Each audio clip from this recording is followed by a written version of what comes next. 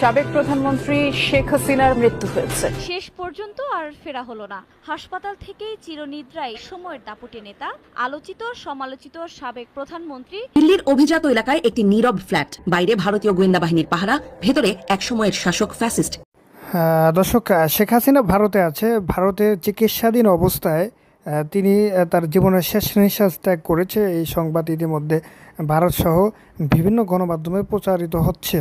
আসলে কি হয়েছে, তার কোন রোগ হয়েছে, ঘটনা কি, আমরা আপনাদেরকে দেখাবো। এবং শেখ হাসিনা কিন্তু কঠিন পরিকল্পনা এবং কঠিন চিন্তিত ছিল এই কয়টা দিন, কিভাবে তার দল আওয়ামী লীগ কীভাবে গোপন একটা পরিকল্পনা নিয়েছিলেন, কিন্তু হঠাৎ এর মধ্যে এরকম একটা ঘটনা শুনতে হচ্ছে।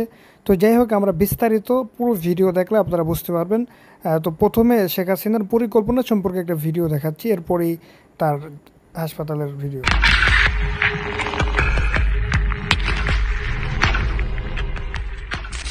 দিল্লির আকাশও যেন কিছু জানে। প্রতিদিন সূর্য ওঠে, কিন্তু আলো ছড়িয়ে পড়ে না। ভারতের এই বিশাল নগরীতে, যেখানে ইতিহাসে কত রাজা বাদশাহ আশ্রয় নিয়েছে, সেখানেই আজ লুকিয়ে আছে এক ভিন্নধর্মী স্বৈরাচারী শেখ হাসিনা, যিনি একসময় বাংলাদেশের সবচেয়ে ক্ষমতাধর রাজনীতিক ছিলেন। আজ সেই ক্ষমতার ছিটেফোঁটাও নেই তার হাতে। দিল্লির এক গোপন অভিজাত এলাকায় ভারতের প্রধানমন্ত্রী নরেন্দ্র মোদীর ব্যক্তিগত ছত্রছায়ায় আশ্রয় নিয়েছেন তিনি এবং তার বোন শেখ রেহানা, যিনি দুর্নীতির জগতে পরিচিত মিসেস 10% নামে। তাদের ঘরটি এখন হয়ে উঠেছে এক অদৃশ্য যুদ্ধকক্ষ। বাইরে থেকে যেটা শুধুই নীরব, কিন্তু ভেতরে যেন প্রতিধ্বনিত হচ্ছে এক ব্যর্থ শাসকের বিদায়ের ষড়যন্ত্র। দিল্লির অলিতে গলিতে ছড়িয়ে পড়েছে খবর, সাবেক প্রধানমন্ত্রী শেখ হাসিনা এখনো হাল ছাড়েননি। আওয়ামী লীগ ঘনিষ্ঠরা জানায়, এই মহিলা জানেন বাংলাদেশ তাকে আর কখনো গ্রহণ করবে না। তার ফেরা যদি হয়, সেটা হবে কেবল ফাঁসির দড়ির নিচে দাঁড়ানোর জন্য। এ কথা তিনি নিজেও অনুধাবন করেন। তাই দিল্লির আধারে বসেই আজ পরিকল্পনা করছেন, কিভাবে ফিরব, কিন্তু নিজে নয়, আমার উত্তরাধিকারকে ফিরিয়ে দেব। এবং সেই উত্তরাধিকার সজীব ওয়াজেদ জয়। বলা হচ্ছে প্রতিদিন রাতের বেলা সেখানেই হয় বৈঠক। ফোনে যুক্ত হন রয়ের পরামর্শদাতারা, লন্ডনের ব্যবসায়ীরা, এমনকি বাংলাদেশের কিছু নিষ্ক্রিয় কিন্তু বুদ্ধিমান সাবেক আমলাও। আলোচনার কেন্দ্রে থাকে এক নাম, জয়। এই জয়, যিনি চুরি, পাচার ও ব্যর্থতার প্রতীক, কিন্তু হাসিনার চোখে তিনিই একমাত্র বিশ্বাসযোগ্য উত্তরাধিকার। বাংলাদেশের রাজনীতি কখনো কখনো অলৌকিক বাস্তবতার চেয়ে অদ্ভুত, যেখানে একজন স্বৈরাচারী নেত্রী দেশের কোটি মানুষের ইচ্ছাকে উপেক্ষা করে নিজের পরিবারকে রাষ্ট্র হিসেবে প্রতিষ্ঠা দিতে চান। শেখ হাসিনা সেই অধ্যায়ের স্থপতি, যেখানে দল, সরকার ও রাষ্ট্র সবকিছুই শেখ পরিবারের পারিবারিক সম্পত্তি। তিনি বারবার বলেছেন, এই দেশ আমার পিতার রক্তে কেনা, অথবা এই দল আমার পরিবারের অর্জন। এই কথাগুলো রাজনীতির চাতুর্যে বলা হলেও এর ভেতরের বার্তা ছিল স্পষ্ট। বাংলাদেশ আমার পৈতৃক সম্পত্তি, আমি তার মালিক। আওয়ামী লীগের কেন্দ্রীয় কমিটি থেকে শুরু করে ছাত্রলীগ, যুবলীগ, এমনকি সরকারি আমলাতন্ত্র, সবখানেই শেখ পরিবারের সদস্য, আত্মীয় বা নামমাত্র উপদেষ্টা দিয়ে ভরিয়ে দিয়েছিলেন। তাদের কাজ ছিল দুটি, প্রথমত শেখ হাসিনার প্রতি নিরঙ্কুশ আনুগত্য দেখানো, দ্বিতীয়ত রাষ্ট্রীয় সুবিধা ভোগ করে পরিবারতন্ত্রকে বাঁচিয়ে রাখা। এর ফলে বাংলাদেশে গণতন্ত্রের অস্তিত্ব শুধু নির্বাচন কমিশনের কাগজে আর প্রধানমন্ত্রীর ভাষণে সীমাবদ্ধ হয়ে পড়ে।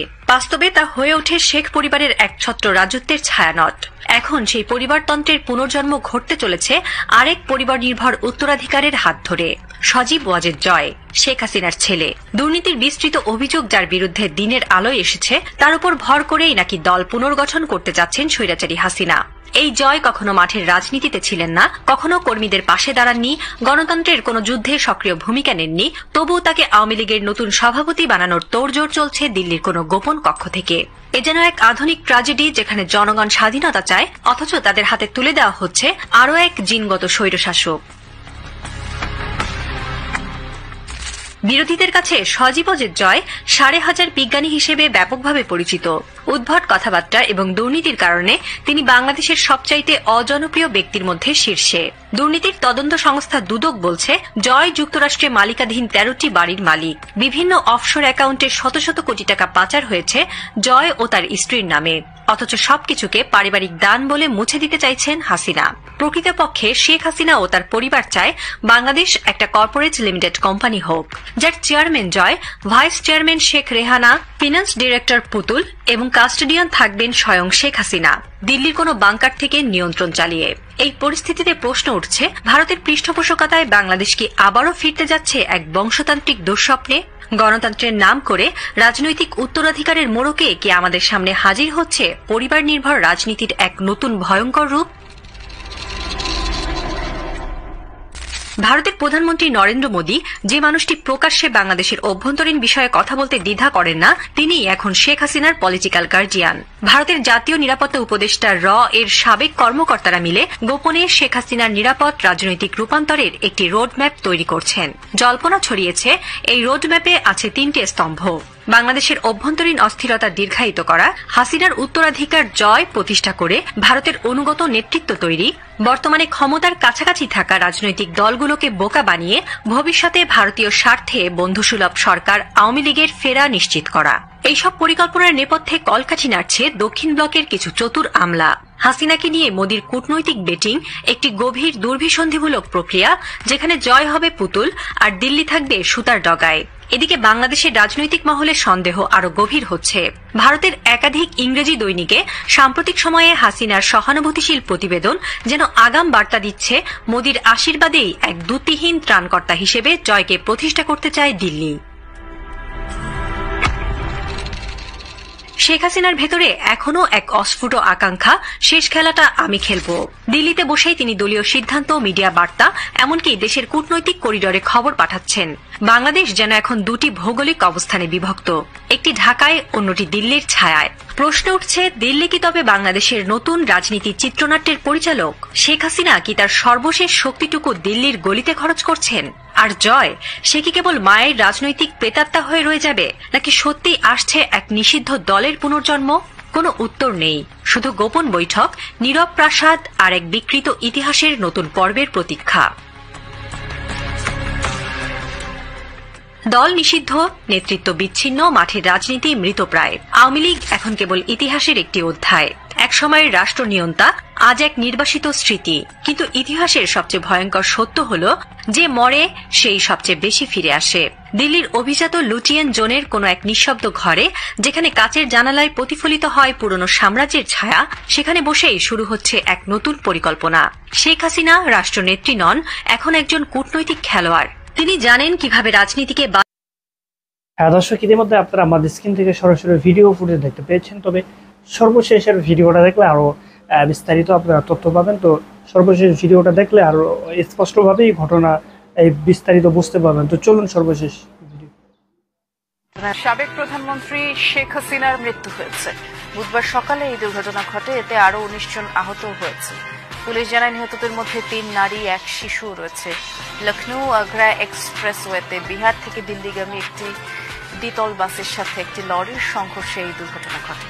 আহতদের হাসপাতালে নেওয়া হয়েছে, বেশিরভাগের অবস্থাই আশঙ্কাজনক। কি অবস্থায় আছেন শেখ হাসিনা হয়তো আর জীবিত নেই, তিনি মৃত্যুবরণ করেছেন। ইন্না লিল্লাহি ওয়া ইন্না ইলাইহি রাজিউন। আওয়ামী লীগের সভাপতি শেখ হাসিনা কিছুক্ষণ আগে মারা গেছেন। দর্শক, এই মুহূর্তের গুরুত্বপূর্ণ খবর হলো প্রধানমন্ত্রী শেখ হাসিনা আর নেই। প্রধানমন্ত্রী শেখ হাসিনার আসলে কি হয়েছে, শেখ হাসিনার আজকের যে ভিডিওটি আমি আপনাদের সাথে শেয়ার করব, শেখ হাসিনাকে নিয়ে যে খবরটি করা হয়েছে, প্রিয় বন্ধুরা, এটি কিন্তু সোশ্যাল মিডিয়া থেকে সংগ্রহ করা, বরাবরের মতোই আজকের ভিডিওটিও সোশ্যাল মিডিয়া থেকে সংগ্রহ করা। তো প্রিয় বন্ধুরা, আসলে শেখ হাসিনার সাথে কি হয়েছে, কি নিয়ে কি হয়েছে, কিভাবে অ্যাক্সিডেন্ট করেছে, সেই সকল কিছু থাকছে আজকের ভিডিওতে। ভিডিওটি না টেনে সম্পূর্ণ দেখার অনুরোধ জানিয়ে আমি আপনাদেরকে দেখাচ্ছি, দেখুন। সাবেক প্রধানমন্ত্রী শেখ হাসিনার মৃত্যু হয়েছে। বুধবার সকালে এই দুর্ঘটনা ঘটে, এতে আরো 19 জন আহত হয়েছে। পুলিশ জানায় নিহতদের মধ্যে 3 নারী, 1 শিশু রয়েছে। লখনৌ আগ্রা এক্সপ্রেসওয়েতে বিহার থেকে দিল্লিগামী একটি দ্বিতল বাসের সাথে একটি লরির সংঘর্ষে এই দুর্ঘটনা ঘটে। আহতদের হাসপাতালে নেওয়া হয়েছে, বেশিরভাগের অবস্থাই আশঙ্কাজনক। কি অবস্থায় আছেন শেখ হাসিনা হয়তো আর জীবিত নেই, তিনি মৃত্যুবরণ করেছেন। ইন্না লিল্লাহি ওয়া ইন্না ইলাইহি রাজিউন। আওয়ামী লীগের সভাপতি শেখ হাসিনা। দর্শক, সর্বশেষ ভিডিও ইতিমধ্যে দেখতে পেয়েছেন। তো ভালো থাকবেন, আজকের মতো এখানে বিদায় নিচ্ছি। আসসালামু আলাইকুম।